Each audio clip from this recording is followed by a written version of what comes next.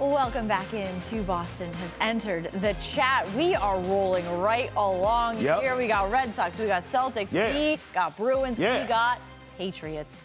And it is the offseason, but there's always a lot going on with the Patriots. Rumors are flying, guys. Rumors are flying all over the place. I see what you're doing there. Flying. I see it. Trav's picking up what I'm putting. Guys, this is just I missed you so much. The wings are sore on the, what is it? My Eagle's wings. My heart soars with the eagle's nest, as Michael Scott once said. A.J. Brown rumors flying all over the place. Where will he land? What's going to happen? What will it take? All the questions that we have, we got a guy who has maybe all the answers. We got a guy? Zach Berman, Eagles writer for The Athletic, is joining us right now. Zach, thank you for joining us. A lot of questions here. First of all, with A.J. Brown and his situation, will the Eagles move him, do you think? It's certainly on the table, which is amazing to think because he's on a Hall of Fame trajectory. Like that's not an exaggeration. He's one of the great players in the NFL. But I mean, you guys saw during games this year there was frustration, and the question really is not whether the Eagles want to move him. I think it's where AJ wants to be. AJ's on record saying that he wants to be the best receiver in the NFL, and the Eagles would need to convince him that they have, whether it's the scheme or the personnel for him to achieve that. It didn't feel like he felt that last year, and so that's why I think this is a real possibility that he could be playing elsewhere next season.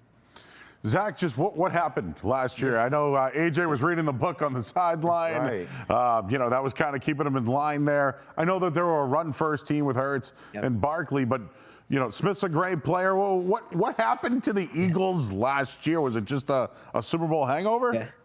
Yeah, so the book could be overstated in the sense that they won the Super Bowl that year, so whatever it was doing was working. They'll sign up for that. Last year, I mean, they went 11-5, which I think there are people in the building who'd say if the Jets went 11-5, everyone would get contract extensions. In Philly, the OC gets fired essentially. It was a tough year offensively, and they can never really get in sync. They were bad on first down. The passing game struggled, the running game struggled, the O-line struggled.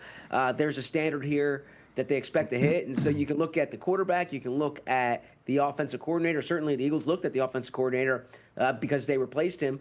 But the bottom line is there's an expectation that the offense needs to play better. And I think that was an issue. And AJ, he was banged up in camp. And then there were times in the season, and I know there are questions whether he's lost a step. I'll say this. I've covered every game that A.J. Brown's played in Philly. I would take him on my team any day if I were a coach or a GM. I mean, he is a special player. There aren't many wide receivers in the world as good as A.J. Brown. Zach, I'm so glad you said that, my friend, because I have been standing on the table here in New England saying, go get him by any means necessary. Plus, we know that he and Mike Vrabel are tight, okay? There were no issues with Vrabel in Tennessee in this kid, so I would think he would be really happy here, especially with a quarterback like Drake May, which is where I'm going to you. I want your opinion. Where's the beef? I know you brought up the offensive coordinator a few times, and they got him out of town. That's what happens in Philly. I don't need to tell you that. But I see this guy, A.J. Brown, arguing with Nick Sirianni. I see A.J. Brown and some of these antics on the sidelines aimed at Jaelen Hurts. Where's the beef exactly with A.J. Brown, in your opinion, for the guys left in the building? Is it more Sirianni or more Hurts? Yeah, so I actually didn't think it was the offensive coordinator either. I didn't think it was Patul. I think it's that A.J. Didn't feel that he was being maximized, and I can't speak for AJ.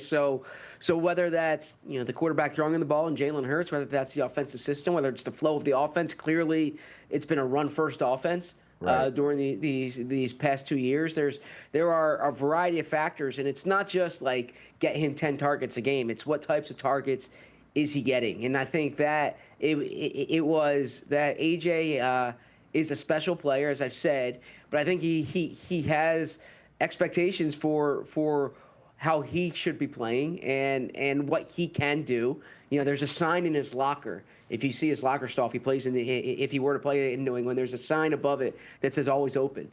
And it's true. He is always open. Even when he's covered, he's open, right? And so there's ways you can get him the ball, but in terms of timing patterns, in terms of getting him the ball in space, there's different things that can be done to facilitate him. And look, he wasn't perfect this year. He had a few uncharacteristic drops. You saw that in the postseason. I don't think AJ played as well this year as he did in like 22 or in 23, but I still think he's outstanding. And you mentioned Mike Vrabel, but on top of that, AJ Brown grew up a Patriots fan, and he's not shy about that. And so I think if it came to this point, the Patriots would be a sensible target. And frankly, I mean, this might be your next question, but if I were New England, I'd be paying a premium for it because the other teams that would be interested, Buffalo, Baltimore, these are AFC rivals, right? Yes. And I mean, I'll defer Patriots analysis to you, but it certainly looked like they can use a number one receiver, and A.J. Brown's a bona fide number one receiver. Man, I like this guy. Okay, Zach, let's talk price. What are we talking here, do you think? What's a realistic asking price for A.J. Brown? Yeah, so that I think's the crux of the question here is I think the Eagles will probably have expectations that's a first-round pick, and I think the other teams probably don't want to give up a first-round pick. Yeah. Me personally, I think that like any negotiation, it's who has the leverage, what's the market, and when there are multiple teams interested in him, especially multiple teams competing for your division or for your conference, I think that's probably advantageous more to the seller than the buyer. But I personally think this. I think A.J. Brown's worth a late first-round pick. And I say that because I still think he is an elite wide receiver. He's not past his prime. I mean, he's not 25 anymore, but we're not talking about like a 32-year-old.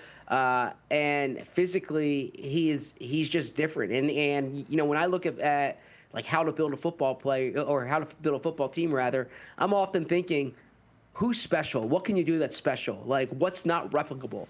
And A.J. Brown's not replicable. I mean, if you see A.J. Brown on the field, you're like, all right, there aren't receivers in the world who look like this, who play like this. And so for an offense that was obviously really good this year, made the Super Bowl, but he'd be – and again, I don't want to speak out of turn because I don't cover the Patriots, but just thinking out loud, he'd be the best wide receiver in New England since Randy Moss. I mean, he's that special of a player.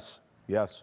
If he is available, it would be crazy for the Patriots to not at least take a look or to attempt something, to be aggressive because of how talented he is.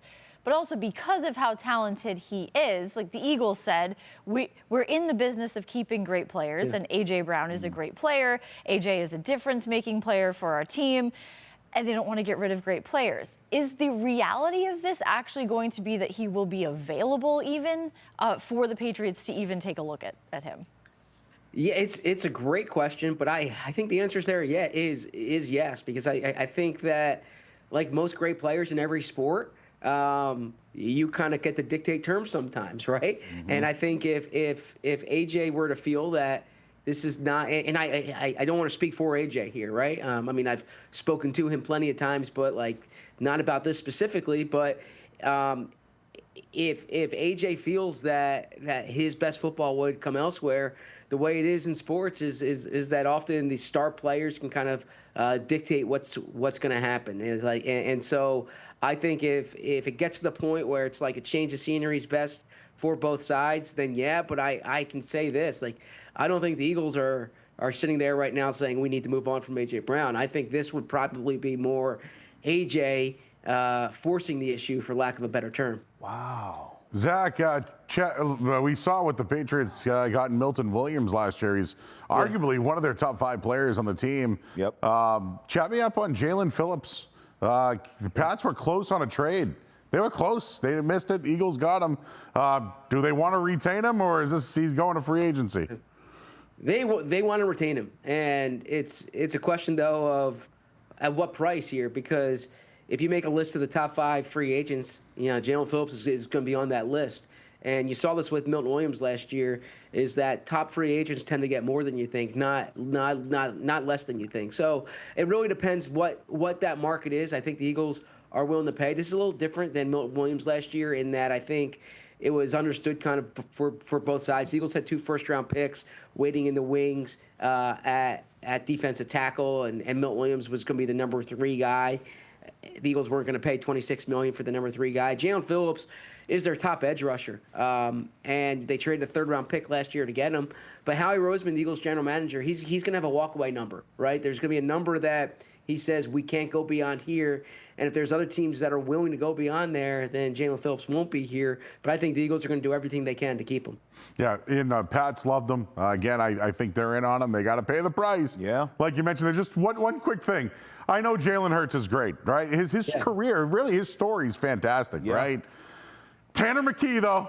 I love this guy. What? Backup quarterback. I know, here we are, backup quarterback talk. Do you think anyone will call, or do they like him? And could he be someone that could be in the middle? Like, would Jalen Hurts ever be on the table for the Eagles?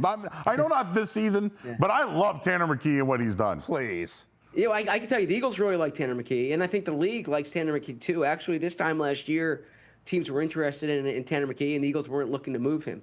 That said, I'll stand up for Jalen Hurts a bit in the sense that what you're trying to find is a quarterback who can win the Super Bowl. Yep. And Jalen Hurts has won the Super Bowl. He's been to 2 of them. He would have been an MVP if they won that one too. He outplayed Patrick Mahomes. Yep, sure did. 2 Super Bowls. And so he's not a perfect quarterback. There are things he must improve. But if Howie Roseman were to ask me, I would say you try to find guys who can hold the Lombardi Trophy at the end of the season, and he's already shown he can do that.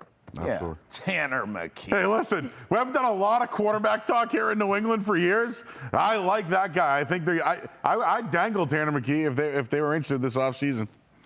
Yeah, I actually think the Eagles would probably like compensation for him, right? Because this is the last year of his deal. But I don't expect him to be the Eagles starter next year. No. Me either. hey, before we let you go, Zach. Patriots, A.J. Brown. I feel like you could see it. I think you see a vision here. You see it, right? Well, I think that the Eagles aren't hanging up the phone when teams call. And I think that there are multiple AFC contenders who would want him. And so it's a matter of, would the Patriots pay the price that's necessary? And again, Elliott Wolf and Mike Vrabel, they're not asking me my opinion. But if I were them, I would say this is a special player. And when you're on the doorstep of the Super Bowl, you want special players. Give me Matt Collins back. Take him. Yeah, right? I think that's good enough to keep our hopes alive. Zach, thank you so much for that and for all of that insight. Zach Berman, Eagles writer for The Athletic. Thank you so much for joining us. Thanks, Zach. Absolutely. Thanks for having me.